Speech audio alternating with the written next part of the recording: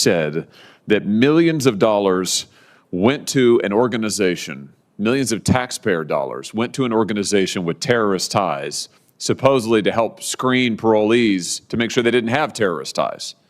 So let's just talk a little bit about how this happened. In the fall of 2021, Congress passed and President Biden signed legislation providing about $1.7 billion in taxpayer funding to help settle for carrying out refugee and entrant assistance activities. That's the language from the statute. And much of that money was then made available to states. Have I got that right? That's correct. So we're talking about $1.7 billion originally, tens of millions, hundreds of millions that are available to states that then turn around and give it to grants in the form of grants to nonprofits. Have I got that right? Exactly.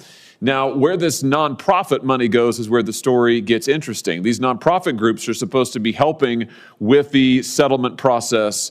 Some of them provided legal services to the refugees. Is that correct? Yes, there was money for resettlement and separate money for legal services. Got it. So how is it that money, taxpayer money, ends up in the hands of an organization, maybe multiple organizations that have terrorist affiliations? Tell us how this happened.